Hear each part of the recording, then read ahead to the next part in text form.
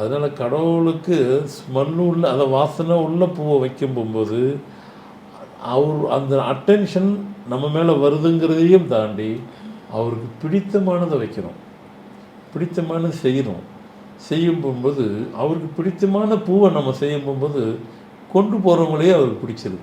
கொண்டு போகிறது அவங்களுக்கு பிடிக்கும் போகும்போது அவங்க கேட்குற கோரிக்கை சங்கல்பத்தையும் அவர் முடித்து கொடுக்குறாரு, செஞ்சு கொடுக்குறாரு, சந்தோஷமாக. அதனால் கடவுள் கோயிலுக்கு போகும்போது ஏதோ ஒரு பூ வாங்கிட்டு போகிறது, பூவை வாங்கிட்டு போய் கொடுக்குறது மட்டும் இல்லாமல் கொடுக்குற பூவை வாங்கிட்டு போங்க, வாங்கிட்டு வாங்க.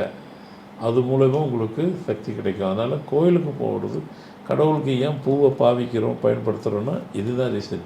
கடவுளுக்கு நீங்கள் வாசனை உள்ள பூவை படைக்கும் போது அவர் அட்டென்ஷன் முழுவதும் கொண்டு போகிறவங்க மேலே வரும்போது வருது, கொண்டு போகிறவங்க போலன்போது கோயிலுக்குள்ள இருக்கும்போது அவர் அட்டென்ஷன் டைரெக்டாக அப்படி கோயில் மேலே உட்காந்துரும்.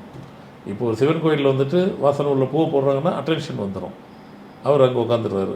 உயிரோட்டத்தை ஸ்டார்ட் பண்ணிடுறோம், ஸ்டார்ட் பண்ணி விட்டுறோம்.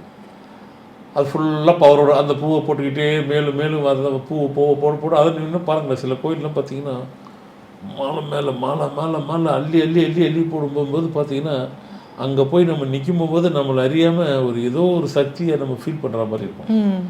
இந்த அது அம்மன் கோயிலாக இருந்தாலும் சரி, முருகர் கோயிலாக இருந்தாலும் சரி, சிவன் கோயிலாக இருந்தாலும் சரி, எந்த கோயிலுக்கு போனாலும் மாலையாக வந்து வில பாருங்கள், நீங்கள் அங்கே நின்று பாருங்கள், ஏதோ ஒரு சக்தி உள்ளுக்குள்ளது. ஏன்னா அவருக்கு அது பிடித்தமானது இருந்தது. அவருக்கு பிடித்தமானது மட்டும் இல்லை, அதை கொண்டு போகிறதுக்கு கொண்டு போகிறவங்களுக்கும் பிடிச்சிருந்தது.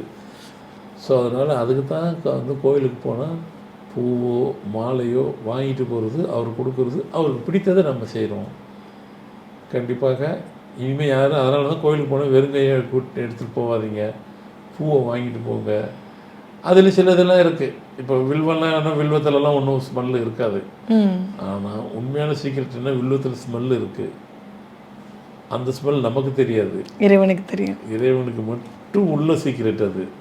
அது வன்னி இதுக்குள்ளே ஒரு ஸ்மெல், அந்த ஸ்மெல் அவருக்கு மட்டும்தான் ஸ்மெல் பண்ண முடியும், நம்ம ஸ்மெல் பண்ண முடியாது. ஆனால் அது ஸ்மெல்லு உள்ளது தான் இது வில்வேலையும். அது மாதிரி சில சொல்கிறேன். இப்போ துளசினா டக்குன்னு தெரிஞ்சிருது, நமக்கே தெரியிருக்கும்போது அவருக்கு எவ்வளோ இருக்கும், கூடுதலாக இருக்கும். அது மாதிரி வாசனை உள்ள பூவை வந்துட்டு இறைவனுக்கு சாத்தணும்.